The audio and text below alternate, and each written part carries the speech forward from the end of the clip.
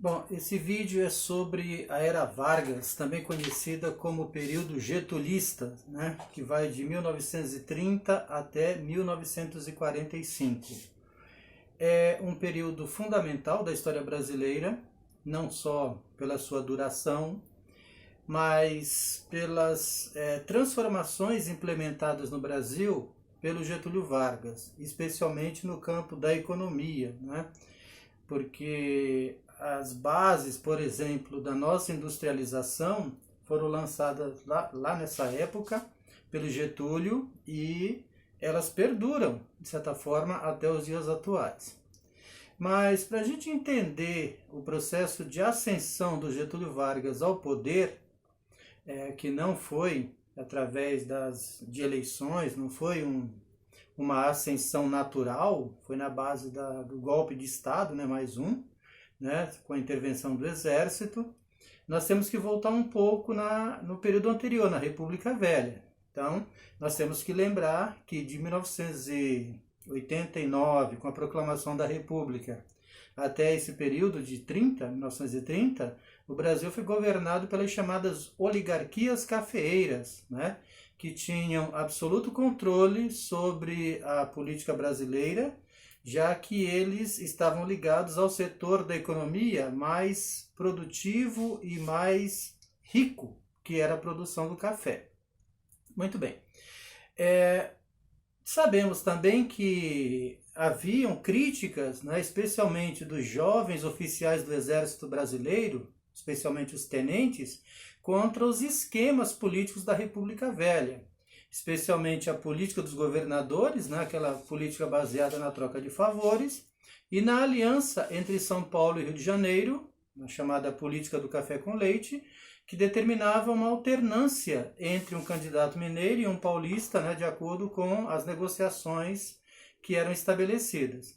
E esses tenentes, então, eles vinham lutando, já tinham feito vários movimentos, exigindo mudanças políticas, né? E, entre outras coisas, eles pediam o voto secreto, né?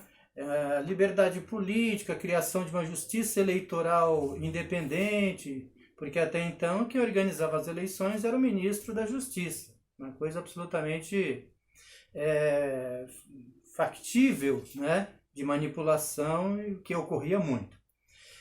Além disso, o Brasil passava já também, né, especialmente por conta da Primeira Guerra, de 1914 até 1918, uma grande transformação de ordem econômica. Para vocês terem uma ideia, em 1928, pela primeira vez na nossa história, a produção de riquezas nas cidades foi maior do que a produção de riquezas no campo. Mesmo que o café fosse um grande produto das exportações brasileiras, né, ele vinha perdendo terreno, especialmente para a produção industrial, né? Então, só lembrando, para mover o ciclo do café, né, foi incentivada a imigração de europeus para o Brasil. E muitos desses europeus, especialmente os espanhóis e italianos, que vieram para trabalhar nas lavouras, não ficaram nas fazendas, eles vieram para as cidades e muitos deles se empregaram nas fábricas que estavam surgindo, né? Isso aconteceu especialmente na época da Primeira Guerra, né, por conta das dificuldades, né, da Europa, e também porque o Brasil foi meio que obrigado a desenvolver um projeto de industrialização, baseado na substituição das importações. Então, esses fatores reunidos explicam o porquê que a indústria vinha meio cambaleando, mas vinha se desenvolvendo no Brasil. Tá? Então, é só você ligar uma coisa a outra. Se em 1928 a produção de riquezas nas cidades, né, nas zonas urbanas, já era maior do que no campo, até quando essa elite das cidades iam permitir serem governadas por líderes cafeeiros, né? Então, é uma coisa natural que houvesse críticas e houvesse tentativas de tomada do poder, né? Substituição, mais uma vez, de uma elite por outra, ok? Mas vamos lá. O que nós temos que entender, nesse momento aí, em torno dos anos 30, quais fatores contribuíram diretamente para essa movimentação, né, de substituição de um grupo pelo outro no poder do Brasil, né? Um dos fatores fundamentais será a crise de 1929, que nós já estudamos, né? Nós sabemos que foi uma crise de superprodução nos Estados Unidos, que já era a maior economia do mundo, né? Essa crise de superprodução provocou a quebra da Bolsa de Valores de Nova York, levando empresas, bancos, né, à falência. E uma crise que começa nos Estados Unidos afeta o mundo inteiro e afeta diretamente o Brasil. Primeiro porque o Brasil, produtor de café, tinha como seu principal cliente exatamente os Estados Unidos. E café é um produto de sobremesa. Então, quando os caras caem na crise, né, quando os americanos se deparam com a crise, eles começam a cortar importações, especialmente daquilo que eles não consideram fundamental. E o café era um dos primeiros da lista. Tá?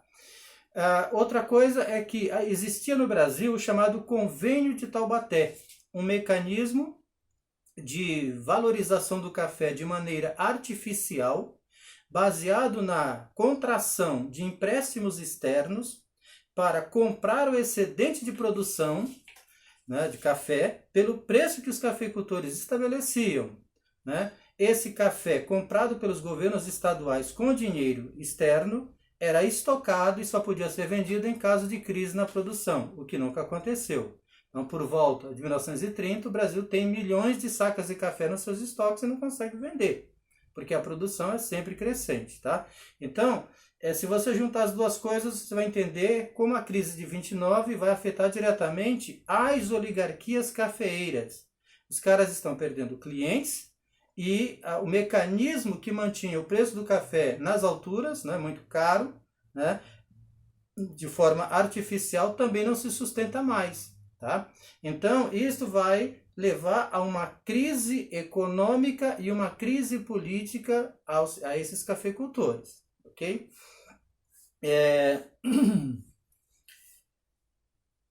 Junto dessa crise econômica que vai afetar diretamente os cafeicultores, vem também uma crise política. Como já foi dito, São Paulo e Minas tinham um acordo de alternância no poder, né, na presidência do Brasil. Tá? Em 1929, quem governava o Brasil era o presidente Washington Luiz, e ele tinha que fazer eleições para sua substituição, que ocorreria em 1930. Né? Pelo acordo com Minas Gerais, o próximo presidente seria o indicado pelos mineiros. E os mineiros estavam indicando o presidente da província, né, de Minas Gerais, o Antônio Carlos Ribeiro de Andrada. Ele que era governador lá de Minas e também chefe do Partido Republicano Mineiro. Acontece que o Washington Luiz decidiu quebrar este acordo. Qual era o temor de São Paulo? Né? Que ao entregar o poder aos mineiros, né, eles, paulistas, mergulhando numa crise econômica, talvez não voltassem mais ao poder. E aí, ao invés do Washington Luiz indicar o mineiro, indicou outro paulista, o Júlio Prestes, né, como candidato à sua sucessão nas eleições do final de 29. Percebendo que paulistas e mineiros tinham entrado em desacordo, né, as oposições às oligarquias cafeiras se uniram. Tá? Então, Rio Grande do Sul, Paraíba, junto com os mineiros que se consideravam traídos, formaram um grupo político chamado de Aliança Liberal. A ideia era lançar uma chapa para concorrer com o indicado por São Paulo, o Júlio Prestes, à eleição de 30. Né? O indicado para ser o candidato pela Aliança Liberal era exatamente o político gaúcho Getúlio Vargas. E o candidato a vice era o presidente da província de Alagoas, o João Pessoa. Tá? E aí o que vai acontecer? Esta aliança liberal, tentando ganhar apoio, ela monta uma plataforma política um pouco diferente daquilo que eles estavam acostumados, especialmente os mineiros. eles passam a defender, por exemplo, o incentivo à produção industrial, né? Porque eles percebem que as classes urbanas estão ganhando relevância, né? Defendem a instituição do voto secreto, né? A ideia era acabar com as fraudes eleitorais, né? E também diminuir o poder que os coronéis tinham sobre os eleitores. E a criação de algumas leis trabalhistas, também de olho nessa classe operária que estava crescente no Brasil, né? E a regulamentação do trabalho de mulheres e crianças. Então, era uma coisa mais avançada, diferente do que os brasileiros estavam acostumados, né? E esse programa, essas propostas, acabaram ganhando apoio, né, das classes médias urbanas, né? Alguns militares ligados aos tenentes também embarcaram nessa, né, dando apoio à Aliança Liberal, né?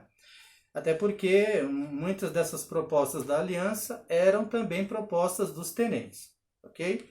Agora, além da candidatura da Aliança Liberal como oposição aos paulistas, né, surgiu também um bloco operário e camponês, né?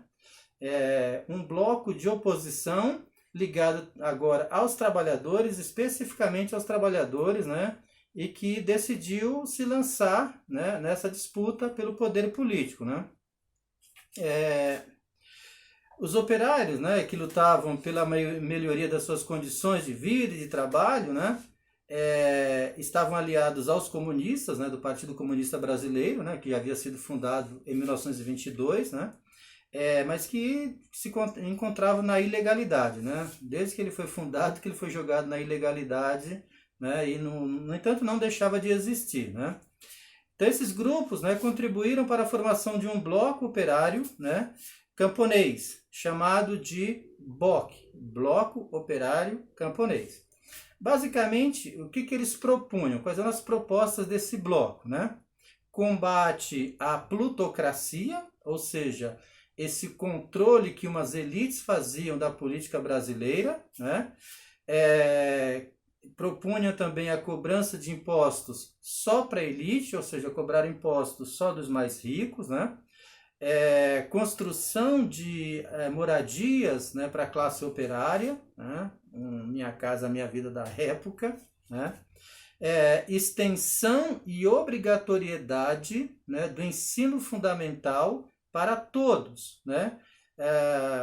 Isso era uma proposta que se percebe o dedo aí dos europeus, porque eles não imaginam uma sociedade livre, né? Uma sociedade que caminhe para o desenvolvimento sem educação, né?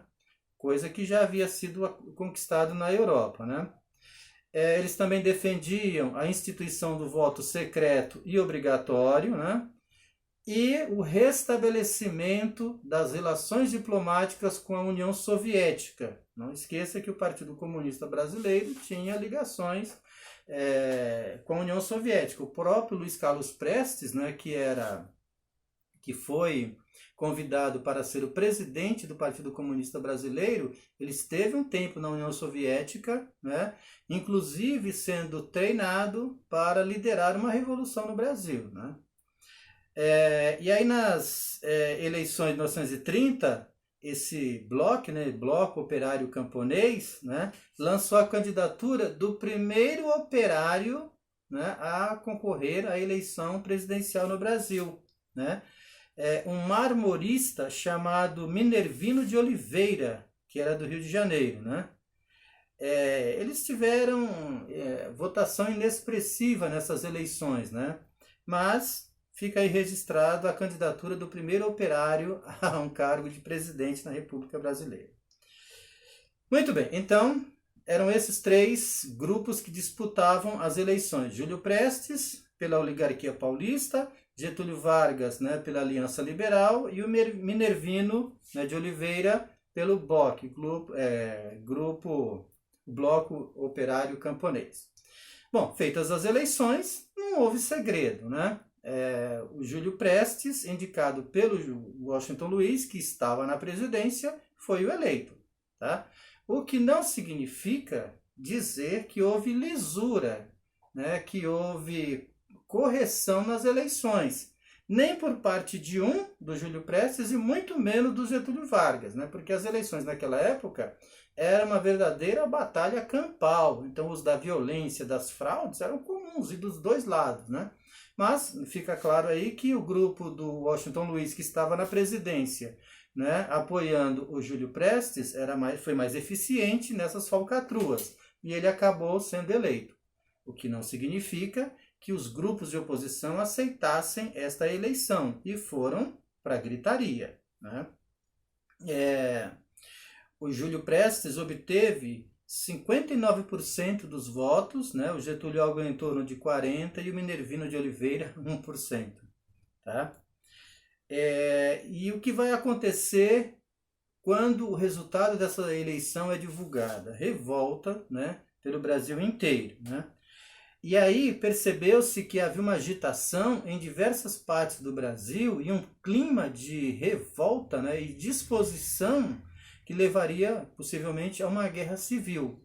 E aí, diante desse clima, né, atribui-se ao candidato de Minas Gerais, o Antônio Carlos Ribeiro de Andrada, né, uma frase que ficou célebre na política brasileira, que é: façamos a revolução antes que o povo a faça. Então, se ele falou isso ou não falou, não tem tanta importância, mas o fato é que ele foi cirúrgico na situação, né? E mostra por que as coisas são difíceis de acontecer no Brasil. Primeiro que, na hora das decisões políticas, o povo não é levado em conta, né? E a esperteza dessa elite em perceber os momentos em que alguma coisa tem que ser feita exatamente para não permitir a participação do povo, né? E aí o que vai acontecer? Esses ânimos se acirram e acontece um episódio que não está diretamente ligado à repressão a essas manifestações, mas que acabou sendo usado politicamente. O João Pessoa, que era candidato a vice-presidente na chapa da Aliança Liberal, um político alagoano, né, ele foi assassinado lá na cidade de João Pessoa, né, por um político jornalista, um cara chamado João Dantas, né? Esse episódio assim, é uma daquelas coisas folclóricas da política brasileira. Inclusive tem um filme sobre esse episódio chamado Paraíba Mulher Macho, de uma cineasta chamada Tezuka Yamazaki. Se vocês procurarem, vocês vão ver, vão encontrar por aí. O que aconteceu basicamente? Esse João Dantas, ele já era um senhor, né? E tinha um caso com uma menina mais nova, né? Dita mais avançadinha para a época, né? E o João Pessoa acabou descobrindo isso. E como eles eram inimigos políticos, né? Vinham brigando, o João Pessoa mandou que expusesse a intimidade do casal pelos jornais. Então existiam fotos, né, do casal na intimidade. E o João Dantas, quando viu isso, ficou furioso, né? Pegou uma arma, foi no palácio lá onde estava o governador e matou o cara, né? Porque no Nordeste é assim, a honra lava-se com sangue. Ora, era um problema, é um crime meio que passional, né? De motivação particular, não tem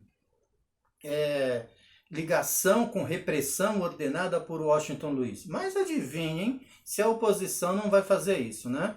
Vão dizer que o assassinato do João Pessoa ocorreu por ordem do presidente Washington Luiz, né, para tentar acabar com essas manifestações contrárias ao resultado das eleições. Bom, o que isso vai gerar? Levantes em diversos quartéis, né, incentivados principalmente pelos tenentes, né, que estavam apoiando a Aliança Liberal e que também ficaram indignados com o resultado das eleições. Essa revolta que começa nos quartéis lá do Rio Grande do Sul, chega a Minas Gerais, né, que tinham se aliado, né, e também ao Rio de Janeiro. É o que vai acontecer. No dia 24 de outubro de 1930, semanas antes de acabar o mandato, né, do presidente Washington Luiz passar o poder para o Júlio Prestes, ele vai ser derrubado do poder, né, por um levante, né, por militares do Rio de Janeiro. Tá? E aí, com a derrubada do presidente Washington Luiz, o Júlio Prestes nem assume a presidência, né, forma-se um governo provisório liderado pelo Getúlio Vargas, tá? E aí, esta ascensão do Getúlio Vargas no dia 3 de novembro de 1930, né? Derrubando o Washington Luiz, é o que dá início ao chamado período Vargas, ou a Era Vargas, tá ok? E termina, claro, assim, a Primeira República, também conhecida como República Velha. Esse período do Getúlio, ele é extenso, né? Dura aí 15 anos, e os historiadores costumam dividi-lo em 3 momentos, em 3 fases, para facilitar o entendimento desse período tão longo. A primeira fase é chamada de período de governo provisório, que vai de 30 a 34. Né? A segunda fase é o chamado governo constitucional, que vai de 34 a 37. E a última fase é o do governo ditatorial, também chamado de Estado Novo, que vai de 37 até 1945. Ok? Então, começando lá pela fase do governo provisório, né? O que o Getúlio vai fazer logo que ele assume o comando do país, né? Ele vai tomar uma série de medidas, né, para controlar a política do país, né? Começando pela suspensão da Constituição de 1891, né, que permitia todos aqueles desmandos políticos, né? Ele manda fechar também órgãos do poder legislativo, ou seja, o Congresso Nacional, as Assembleias Legislativas e câmaras municipais, e vai indicar interventores para administrarem os estados, né? Então ele tira toda aquela classe dirigente ligada ao grupo anterior e vai indicar pessoas de sua confiança, né? Claro que ele vai buscar escolher para administrar esses estados militares, né? Pessoas de sua inteira confiança. Tá? Basicamente, ele imaginava que isso fosse contribuir para diminuir o controle que os coronéis tinham sobre os eleitores, né? E dar um basta, né, no poder dessa oligarquia, né, ligada aos cafeicultores que governaram o país de 1889 até 1930. Ok? Bom, o Getúlio, ele governava através de decretos-leis nessa fase provisória, né? E também não dava indicações de que fosse levar o país para um clima de legalidade, ou seja, se ele, né, anulou a Constituição de 1891, ele estava governando sem leis pré-estabelecidas. Então, imaginava-se que em algum momento ele fosse convocar uma Assembleia Constituinte, elaborar uma nova Constituição e fazer eleições presidenciais. Só que ele não dava nem sinais de que fosse fazer isso, né? E essa indefinição ou essa postura do Getúlio vai motivar o que ficou conhecido historicamente como Revolução Constitucionalista de 32, que surge a partir de São Paulo. Basicamente, os paulistas queriam forçar o Getúlio a tomar essas medidas que trouxessem o Brasil para a legalidade político-administrativa, né? O Partido Republicano Paulista, né, vai se unir ao Partido Democrático, que era uma ala do antigo Partido Republicano que havia se entrado em choque com os cafeicultores tradicionais, saíram do Partido Republicano e formaram um novo grupo, que é esse Partido Democrático, né? Mas eles se uniram aqui em São Paulo em torno desse projeto, né, de forçar o Getúlio a convocar uma Assembleia Constituinte, trocar o interventor de São Paulo, que era um militar pernambucano, por um paulista, e marcar eleições presidenciais o quanto antes. Sabe-se que por trás dessa fachada de legalidade, né, o que realmente interessava a esses cafeicultores era obrigar ou forçar o Getúlio a marcar eleições o quanto antes, porque eles acreditavam que ainda tinham os seus esquemas da política dos governadores em funcionamento. E que quando Getúlio marcasse eleições, eles venceriam as eleições e retornariam ao poder. O problema é que o Getúlio não estava disposto a ceder essas pressões dos paulistas. Ele até trocou o interventor pernambucano por um paulista, o Pedro de Toledo. Mas a real motivação de São Paulo não era essa, né? Era eleições para tentar reconquistar o poder, né? E como isso não foi atendido pelo Getúlio, começa em São Paulo uma luta armada, né?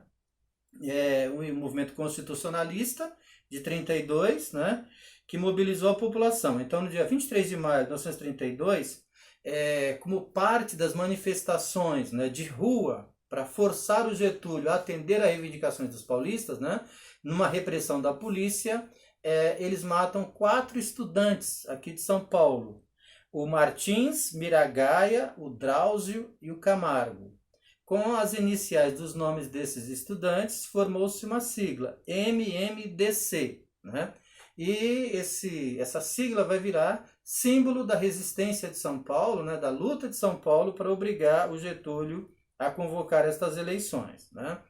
Aí há uma grande mobilização e o movimento é deflagrado no dia 9 de julho de 1932. Está aí a explicação do porquê em São Paulo, dia 9 de julho é feriado.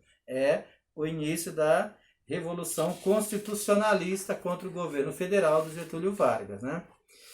Bom, as tropas de São Paulo eram formadas por soldados da Polícia Estadual, nas forças públicas, né?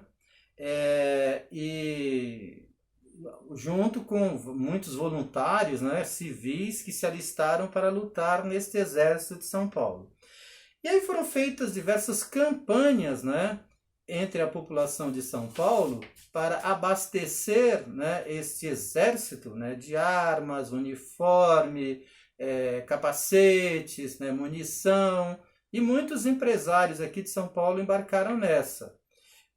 Eu lembro que foram feitas campanhas até para as mulheres doarem suas joias, né, que o ouro seria usado para a compra desses equipamentos, né? E os paulistas acreditavam que quando eles começassem a luta, né, que outros estados viriam em ajuda a São Paulo, né? Os paulistas imaginavam que essa insatisfação fosse geral e não apenas aqui de São Paulo. O que não aconteceu. O único estado que deu uma força aqui foi o Mato Grosso, né? Mas não tinha como, né? As tropas de São Paulo eram numericamente menores, eram em termos de equipamento, muito menos abastecidas do que o exército brasileiro, e o que vai acontecer é a derrota de São Paulo, né? Então essa revolução vai ser combatida, né, pelas tropas do governo central, né, do Getúlio Vargas, né? Se um dia vocês tiverem oportunidade, quando estiverem transitando ali pelo centro de São Paulo, na Avenida Tiradentes, ali tem um quartel, né, que hoje serve para o batalhão Tobias de Aguiar, né, que é o quartel da Rota. Ali era o quartel-general desse exército de São Paulo, do Exército Constitucionalista de 32. Né? São Paulo é derrotado, né, militarmente derrotado, mas sai meio que cantando vitória, porque o Getúlio decidiu marcar eleições para a Assembleia Constituinte com a intenção, claro, de elaborar uma nova Constituição para o Brasil, né? Então, mais uma concessão do Getúlio aí nesse período aí por conta dessa Revolução de 32. No que diz respeito aí ao jogo político, né, e ao código eleitoral e à situação da mulher, né, é muito importante a gente levantar alguns dados, né, porque vivíamos uma época já bastante evoluída por conta de vários acontecimentos no mundo afora, especialmente a Primeira Guerra na Europa, né, e toda uma movimentação mundial, né, que contou com a participação definitiva das mulheres, né? Nós estudamos isso na Primeira Guerra, né, que a mulher vai desempenhar um papel de destaque, porque ela não servirá apenas como enfermeira, né, nos campos de batalha, mas elas vão para as fábricas, elas vão para a lavoura, elas vão produzir, né? Elas saem de casa. e quando a guerra acaba, elas estão conscientes da sua importância na sociedade e exigem a manutenção de várias dessas conquistas, o direito de trabalhar fora, né? O direito de votar, né? De ter participação política, votar e serem votadas, né?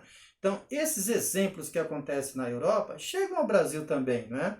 E não esqueçam, muitas das pessoas que estavam aqui, né, especialmente em São Paulo, que vai ser o polo de industrialização do Brasil, né, eram europeus, né? Muitas dessas mulheres, né, que tinham essa consciência lá, vieram para cá e elas vão replicar isso aqui, né? Então, vejamos o que vai acontecer, né, por conta dessas movimentações todas aqui também.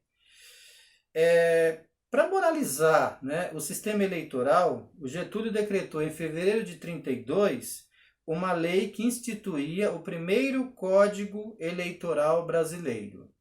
Tá? E entre outras medidas, o que esse Código Eleitoral fazia? Criava uma justiça eleitoral. Então, dentro do Poder Judiciário, criava-se um órgão responsável exclusivamente pela elaboração das eleições, né? E também instituiu o voto secreto e o direito de voto às mulheres. Então, as mulheres brasileiras conquistaram o direito de votar em 1932, ok? E aí, a primeira vez que as mulheres puderam votar foi exatamente em 33, para compor esta Assembleia Constituinte, né? Mas, assim, você vê que há uma evolução, né, dos direitos das mulheres, né, dessa participação política, mas não é um caso único na história. Não foi só exatamente aqui em São Paulo ou aqui nos grandes centros que a coisa estava acontecendo, né? Há o relato, por exemplo, né, de uma participação de mulheres em eleições já em 1928 no Rio Grande do Norte, né? Quando foi eleita a primeira prefeita da América do Sul, a Alzira Soriano, né? Então, já havia, né, a disposição das mulheres para participar politicamente desse país, né? E muitas mulheres se candidataram a deputadas da Assembleia Constituinte, né, de 34, né? Mas somente a Carlota Pereira de Queiroz conseguiu se eleger, né? E, assim, vários artigos da Constituição de 34, né, iriam de fato beneficiar as mulheres, entre eles os que estabeleciam a regulamentação do trabalho feminino, a igualdade salarial e a proibição da demissão em caso da mulher ficar grávida, né? Mas a questão do papel, né, da mulher não despertava consenso não, viu? Existiam diversas associações, né, a própria igreja, né, dizia que esse processo de emancipação da mulher era um fator negativo, né? E havia manifestações, né, dizendo que as mulheres iam se masculinizar, coisas do tipo, né? E viravam, inclusive, objeto de gracinha, de chacota, né? Especialmente nos jornais mais conservadores, né? Mas vejamos, então, a Assembleia Constituinte, né, foi decretada, foi convocada em 33, ela se reuniu em 34 para elaborar a Constituição. E em 34 essa Constituição vai ser elaborada e promulgada pelo Getúlio Vargas.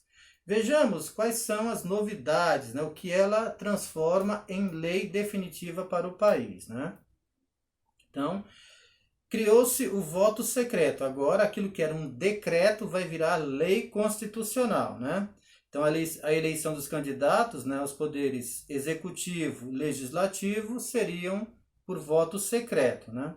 Foi instituído efetivamente o voto feminino, né? Mas continuavam proibidos de votar analfabetos, mendigos, militares até o posto de sargento e pessoas judicialmente declaradas sem direitos políticos, né? Alguns direitos trabalhistas, né? Agora o Getúlio vai pagar a dívida dele com os operários, né? Direitos trabalhistas fundamentais, como por exemplo, estabelecimento de um salário mínimo, uma jornada de trabalho não superior a 8 horas por dia, né? Férias anuais remuneradas, indenização na demissão sem justa causa, né? E também foi proibido o trabalho de menores de 14 anos. Quando eu disse que esse período é importante para a política brasileira, né, também por conta de algumas medidas de caráter econômico. Por exemplo, veja o que foi estabelecido aqui sobre a economia. Né? Decidiu-se que as riquezas naturais seriam nacionalizadas e só seriam permitidos a sua exploração pelo governo ou por brasileiros. Né? É o caso, por exemplo, das jazidas minerais, né, quedas d'água e tudo que fica no subsolo, né, pertence ao governo. Então, se por acaso você comprar uma terra e nessa terra tiver uma mina de ouro, ela não é sua. O subsolo pertence ao governo, tá? Se você tiver uma terra e nessa terra foi encontrado o petróleo não é seu. É uma riqueza da União, tá? Isso é estabelecido na Constituição Brasileira a partir de 34 e vigora até hoje, viu? Uma outra decisão dessa Assembleia Constituinte foi determinar que a escolha do próximo presidente do Brasil não seria de forma direta. Quem iria escolher o próximo presidente seriam esses deputados constituintes, tá? E claro, o Getúlio Vargas foi eleito, né? Ele obteve 175 votos, enquanto que o segundo colocado, o Borges de Medeiros, ficou apenas com 59 votos, né? E em 20 de julho, né? Tem início de 34, tem início esse mandato constitucional. É aí que começa a fase de governo constitucional do Getúlio Vargas, ok? Uma outra medida, uma outra novidade dessa Constituição é que pela primeira vez nas leis brasileiras, o índio, né, os indígenas, são objetos de preocupação, né? A Constituição de 34, então, foi a primeira a tratar dos direitos dos povos indígenas, assegurando a posse de seus territórios e atribuindo ao governo, ou seja, à União, né, a promoção da política indianista, então de proteção, de cuidados com os índios. Né? Então, ficou estabelecido assim, que compete privativamente à União a incorporação dos índios à comunidade, à comunhão nacional, né? No artigo 129 fala: será respeitada a posse de terras dos índios, que nelas se achem permanentemente localizados, sendo-lhes, no entanto, vedado aliená-los. Ou seja, o governo reconhece e protege o índio dentro da sua reserva. Só que essas terras não podem ser vendidas pelos índios, né? E aí o que vai acontecer? As constituições que virão depois, né, vão replicar essas atribuições do governo em relação aos índios, ok? E aí, gente, agora, já dentro desse período aí chamado de constitucional, né, nós veremos uma grande movimentação política no país, né? Não esqueça que nós estamos aqui na América, mas as coisas continuam acontecendo no mundo afora, né? Estamos falando de 1930. Nós já falamos sobre isso e é só para lembrar, né? O Benito Mussolini chegou ao poder na Itália em 1922. O Hitler chegou ao poder em 1932, na Alemanha. O Franco em 1946, na Espanha. Então, assim, você tem na Europa uma efervescência política, né? E o nascimento desses regimes totalitários. E isso vai ter um braço aqui, né? Por conta desse período ser considerado democrático, ou seja, o Getúlio tem uma lei para seguir e ele tem que obedecer à Constituição, tá? Ele não pode se dar ao luxo agora de continuar reprimindo politicamente as pessoas que pensam diferente dele. E é o que vai acontecer. Formar-se-ão dois grupos políticos, né, rivais, né, opostos aqui no Brasil, né, que serão protagonistas da política brasileira nesse período. Um é a Ação Integralista Brasileira, ou simplesmente integralismo, e o outro é a Aliança Nacional Libertadora. Então é o integralismo de um lado e o aliancismo do outro. Vejamos quais são as características desse integralismo. Em 32, o escritor modernista Plínio Salgado lançou, com outros intelectuais e políticos, né, um manifesto à nação, no qual ele expunha os princípios do integralismo. Fundava-se, assim, o movimento político nacional que deu origem à Ação Integralista Brasileira, cuja sigla é AIB, né? É uma organização criada em 1934. Na verdade, o integralismo é o quê? É um braço do fascismo no Brasil. Né? Eles têm uma série de propostas, né, de ideias que se assemelham ao fascismo e até ao nazismo que está se desenvolvendo na Europa. Tá?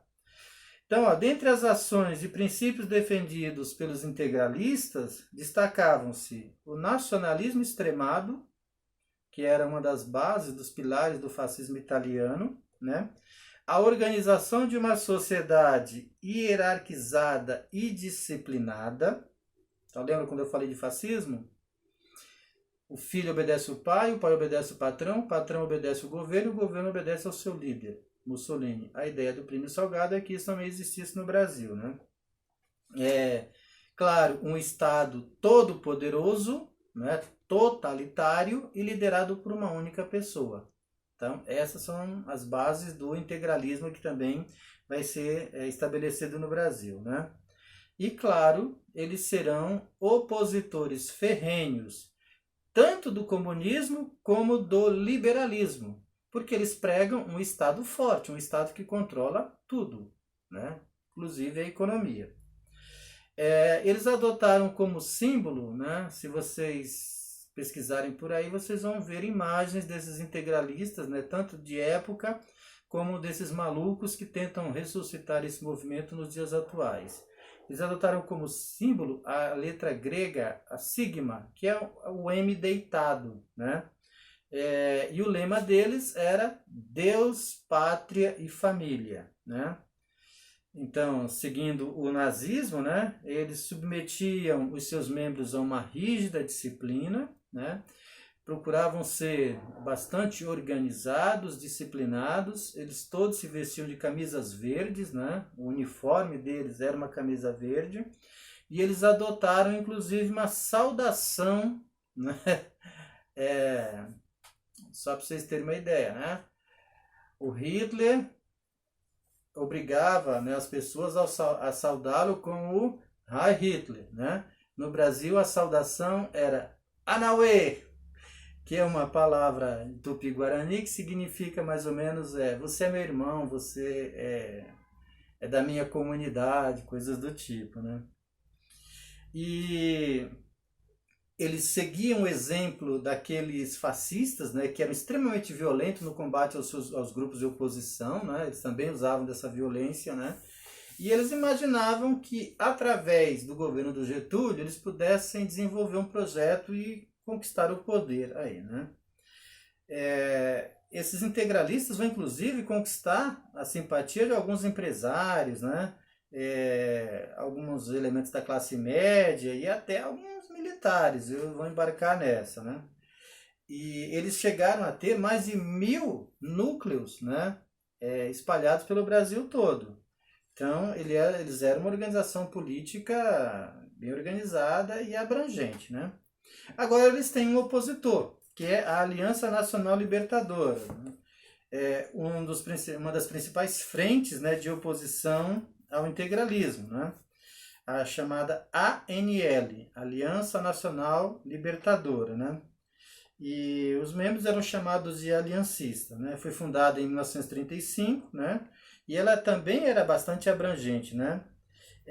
Reunia grupos de diferentes tendências, né? Você tem socialistas, anarquistas, comunistas, operários, né, organizações de trabalhadores de uma forma geral, né, e o Partido Comunista, que funcionava na clandestinidade, né, desde o ano de 22, quando foi fundado, né, era uma das principais correntes dentro do aliancismo, né. Em abril de 35, por exemplo, Luiz Carlos Prestes, que era chefe do Partido Comunista Brasileiro, foi escolhido como presidente de honra da ANL, né? E basicamente quais eram os pontos, né, políticos, né? Qual era o programa político do aliancismo, né? Combate ao capitalismo e ao liberalismo, né? A estatização das empresas estrangeiras, o não pagamento da dívida externa e a realização de uma reforma agrária, né, para a distribuição de terras aos trabalhadores do campo, né, e combatendo assim, claro, os latifúndios nas grandes propriedades, né. Um dos lemas do aliancismo era pão, terra e liberdade, tá? A organização cresceu muito rápido, né? Chegou a ter 1.600 núcleos, né, espalhados pelo Brasil, e calcula-se que entre 70 a 100 mil membros, né, afiliados dessa instituição, né? Como ela se tornou uma entidade que passou a despertar o interesse dos trabalhadores, né, especialmente os operários, né, das classes urbanas, o Getúlio começou a se incomodar com esse protagonismo do aliancismo, né?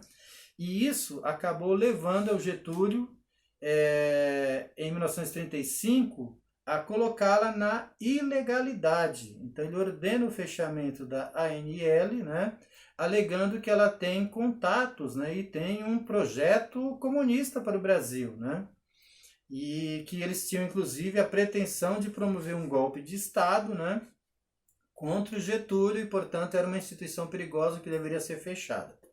Claro que o fechamento da ANL vai provocar reações, e essa reação ficou conhecida como Intentona Comunista de 35.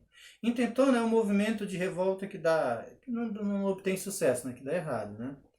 Então, assim, diante da repressão do governo, né, os comunistas que participavam da Aliança Nacional Libertadora planejaram uma revolta militar, porque dentro da ANL tinha muitos militares, especialmente pessoas ligadas aos tenentes, né? E essa revolta dos militares vai ficar conhecido como Intentona Comunista. Em novembro de 35, eles promoveram uma série de rebeliões dentro dos quartéis, né? Os batalhões, especialmente nas cidades de Natal, Recife e Rio de Janeiro. Só que eles foram muito impulsivos, né? Eles não se organizaram, né? Eles não tiveram a preocupação de planejar as coisas de uma forma mais eficiente, né? E essas manifestações isoladas acabaram facilitando a sua repressão, né? E aí o Getúlio não vai vacilar, né? Ele vai para cima desses revoltosos, né, com o exército, e aí ele vai aproveitar, inclusive, essas manifestações de militares, né, Intentona Comunista, para prender não só os seus opositores da ANL, mas também de outros grupos políticos. Então ele começa a agir de forma autoritária, mandando prender todos aqueles que discordam deles, né? E qual é a alegação? De que são subversivos, né? De que eles estão colocando o governo em risco, né? E por fim, né, chegamos ao fim, né, do período democrático, né, do Getúlio, com a elaboração de um plano, né, que hoje nós chamaríamos de fake news, né? Não pense que isso é coisa só da atualidade, né? Tem toda uma estratégia, né, de governo que se utiliza das mentiras, né, para conquistar projetos, né, para atingir objetivos nem sempre lícitos e democráticos, né? Então o que vai acontecer?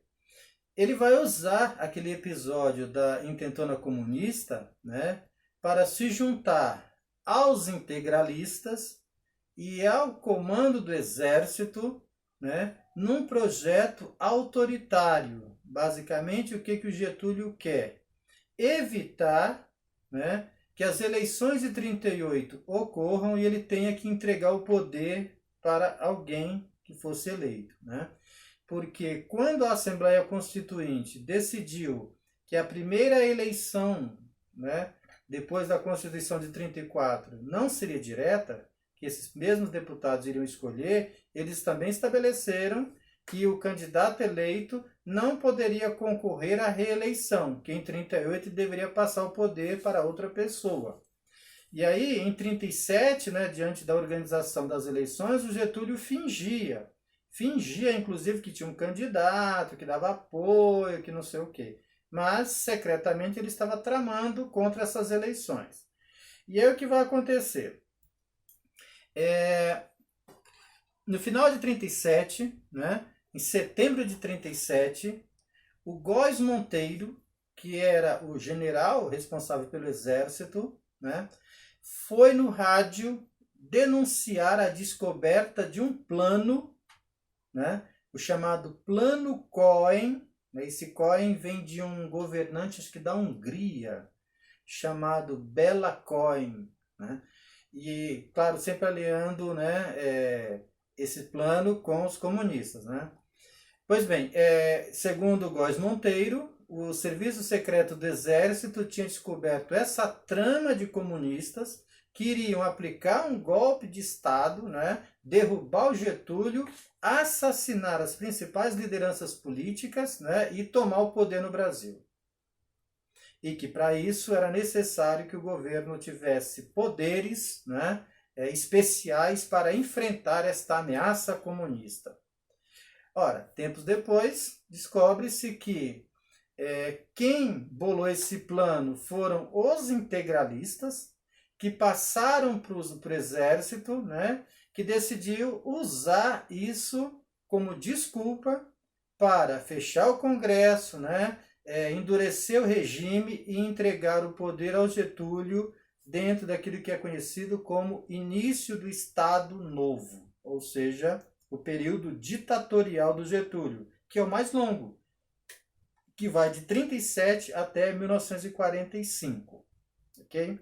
Eu vou parar o vídeo aqui e a gente volta no início aí desse Estado Novo do Getúlio.